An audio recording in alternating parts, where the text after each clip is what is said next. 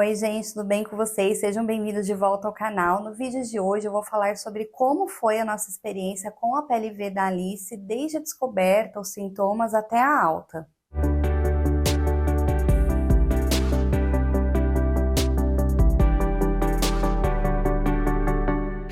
Bom, pessoal, para quem não sabe, a PLV é alergia à proteína do leite de vaca e nesse vídeo eu prefiro me ater somente às minhas experiências com a Alice. Não vou falar para vocês sobre termos técnicos, conceitos, até porque eu não sou especialista nesse assunto, não entendo muito. E se eu falar alguma besteira aí durante o vídeo, me perdoe, me corrijam nos comentários, por favor. Bom, pessoal, a Alice nasceu com 2,825 kg e 47 centímetros e meio, ou seja, ela nasceu bem pequenininha. E durante as primeiras consultas aí com a pediatra, ela já nos alertou que a Alice ela estava um pouquinho abaixo da curva do crescimento e ela estava ganhando uma quantidade de peso que era inferior ao que deveria ganhar por dia. Nessa época também a gente observava que ela estava com bastante refluxo. Daí a orientação que a gente teve da pediatra na época foi de amamentá-la a cada 3 horas pelo menos, mesmo durante a noite, e durante as mamadas verificar se ela estava efetivamente mamando, se ela não estava dormindo, chupetando. Na época também a pediatra receitou alguns medicamentos para o refluxo, porém o ganho de peso ainda estava abaixo do esperado. Depois disso, a Alice teve uma dermatite seborreica, né, que era tipo uma alergiazinha que ela teve na cabeça, na pálpebra e na sobrancelha. E aí ela também teve uma assadura bem forte no bumbum, que ela usou umas 3 pomadas diferentes, demorou bastante para sarar. E aí nisso a doutora pediu uma bateria de exames. Ela pediu exame de sangue, exame de urina, exame de fezes e também fez o encaminhamento para a gente passar numa cardiopediatra. Daí na época, os resultados dos exames eram todos normais e a avaliação com a cardiopediatra também. Daí passado mais um tempo, eu comecei a observar que a Alice estava chorando muito durante as mamadas. Eu costumava ter que interromper as mamadas, colocá-la para rotar, trocar de peito. E aí eu comentei isso com a doutora, e aí a doutora começou a suspeitar de APLV. Daí eu questionei ela, né, porque um dos exames de sangue que a gente fez era para ver se ela tinha alergia à proteína do leite de vaca, e deu negativo. E aí o que ela explicou? Que esse exame de sangue, quando é feito em criança com menos de 2 anos, é muito comum ele dar negativo, mesmo a criança tendo alergia.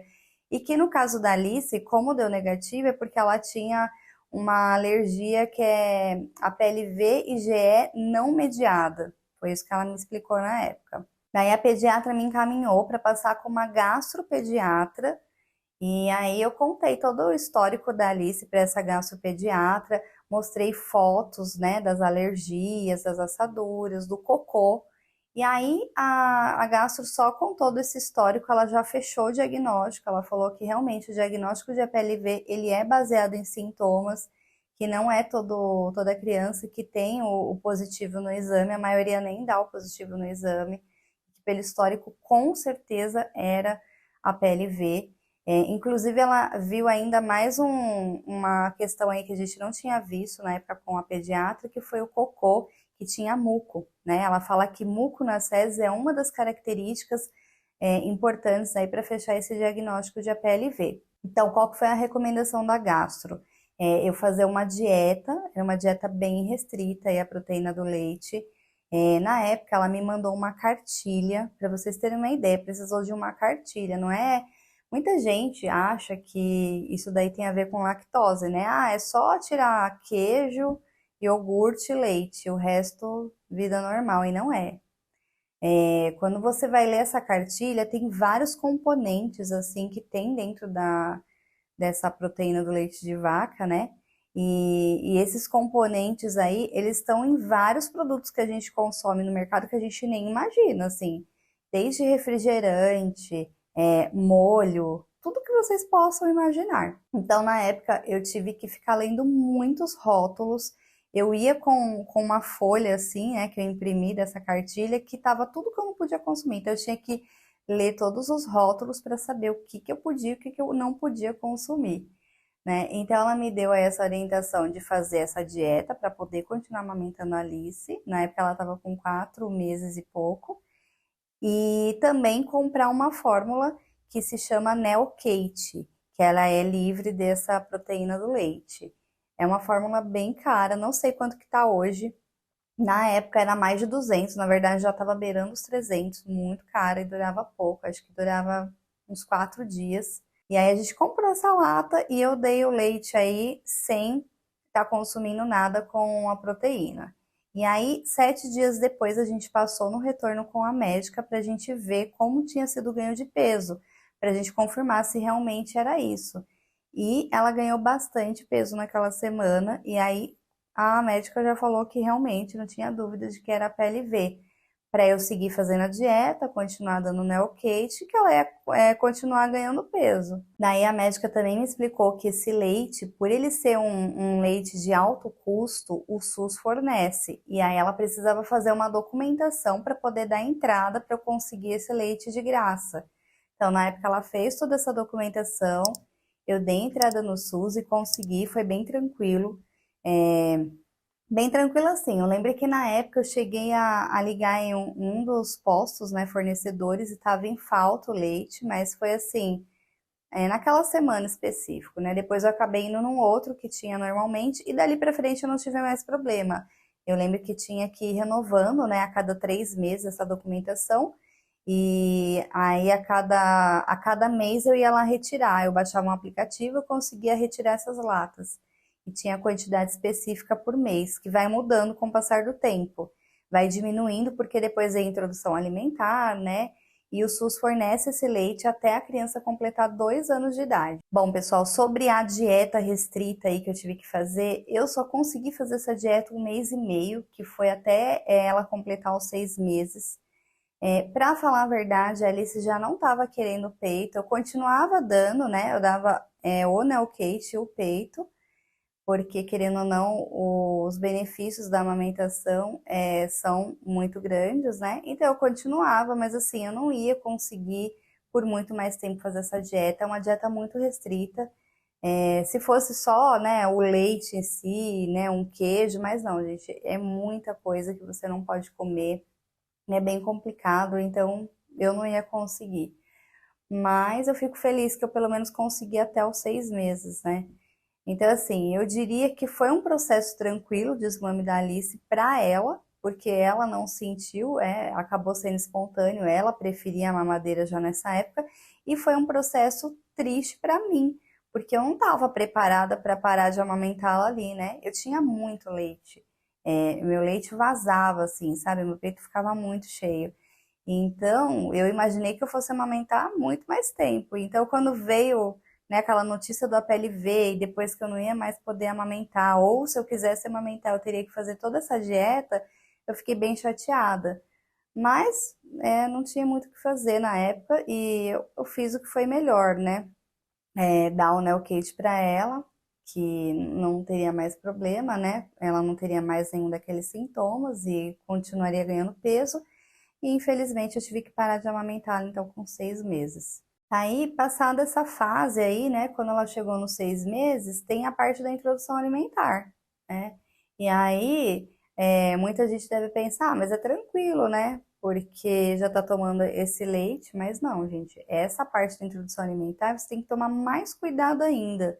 É bem complicado, assim, sabe? Para quem não tá acostumado, você tem que separar os talheres, né, pratinho, tudo da criança, até a esponjinha que eu lavava, todos os utensílios dela, tudo que eu usava para preparar as comidas dela, tudo certinho, tudo separado, gente. Eu não misturava nada, porque eles falam que pode ter traços, né, contaminação cruzada.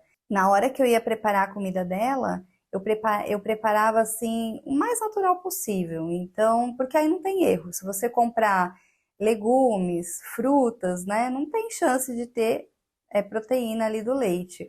Agora, quando você vai fazer algo industrializado, tem que tomar muito cuidado, ler rótulos, né? Então, por isso que eu sempre acabei prezando muito por essa alimentação mais natural, que até hoje é assim, para falar a verdade. Eu não tenho costume de dar muitas coisas industrializadas para Alice. Bom, então a Alice seguiu tomando Neocate até 1 ano e 3 meses, eu segui tomando todos esses cuidados que eu falei para vocês, e com 1 ano e 3 meses foi bem o período que ela ia entrar na creche.